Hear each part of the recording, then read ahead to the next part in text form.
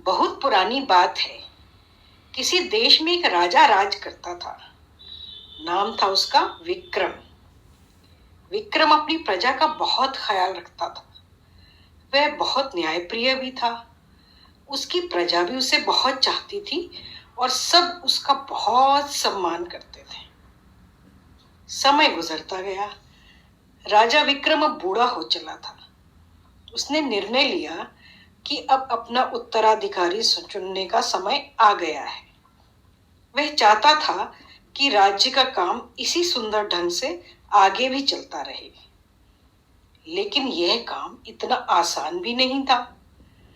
बात यह थी कि राजा विक्रम के 100 पुत्र थे और राजा अपने सभी पुत्रों से एक जैसा ही प्रेम करते थे। रानी भी सभी पुत्रों को समान रूप से ही चाहती थी। ऐसे में यह फैसला करना बहुत मुश्किल हो गया कि किसे उत्तराधिकारी घोषित किया जाए। राजा विक्रम बहुत ही समझदार राजा थे। उन्होंने बहुत सोचा और एक योजना बनाई।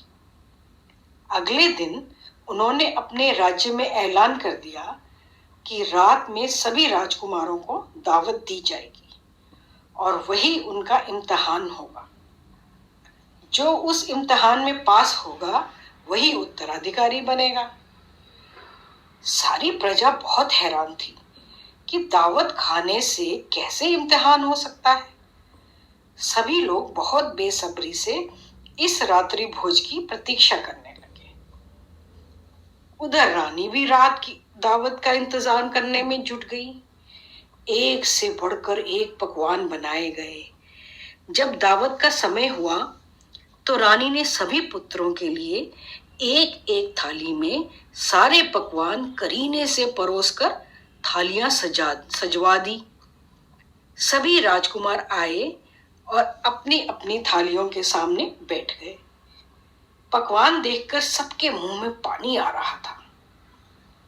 लेकिन यह क्या? इससे पहले कि राजकुमार भोजन शुरू कर पाते कि अचानक उन पर शिकारी कुत्तों ने हमला बोल दिया। सब तरफ भगदड़ मच गई। कोई भी राजकुमार इस परिस्थिति के लिए तैयार ही नहीं था। कोई शिकार करने के लिए हथियार लेने दौड़ा तो कोई डर कर छुप गया। चारों ओर अफरा तफरी का माहौल हो गया। खैर, जैसे तैसे रात तो गुजर गई। अब अगले दिन का हाल सुनो। अगले दिन राजा विक्रम का दरबार लगा।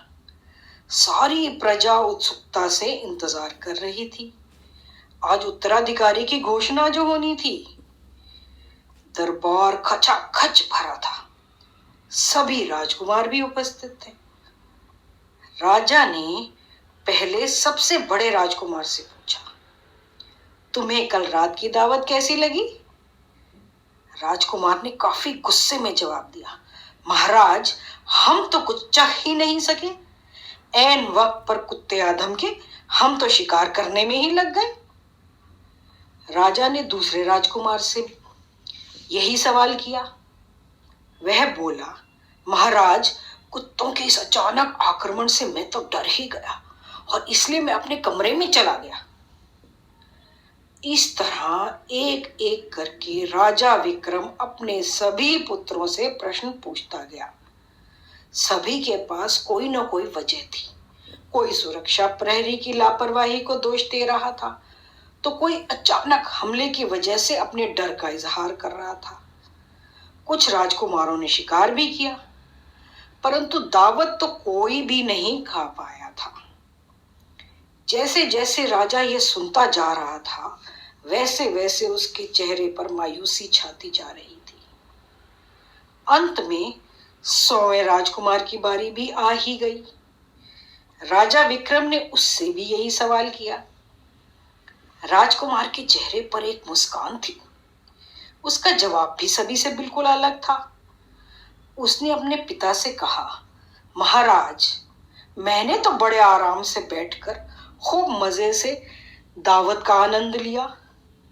दावत का हर पकवान बहुत ही लजीज था। यह सुनकर सभी लोग हैरान हुए।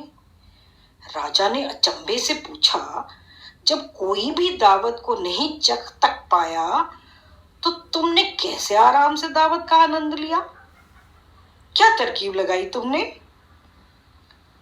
राजकुमार मुस्कुराकर बोला, महाराज, मैं तो आराम से अपनी थाली के आगे बैठ गया। आसपास 99 थालियां लगी हुई थी।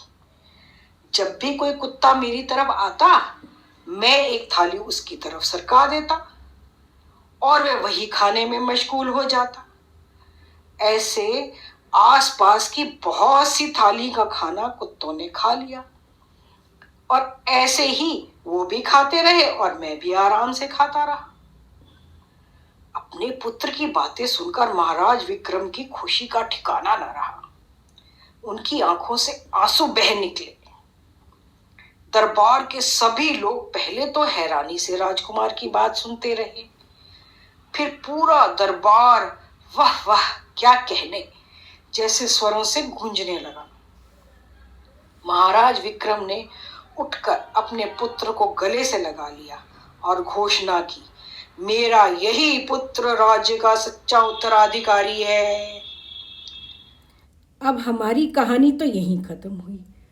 अब आप लोग सोचो और बताएं कि क्या राजा विक्रम का फैसला सही था और इस राजकुमार में ऐसी क्या खूबी रही होगी कि राजा ने उसे ही अपना उत्तराधिकारी चुना। सोचो और कमेंट्स में बताओ।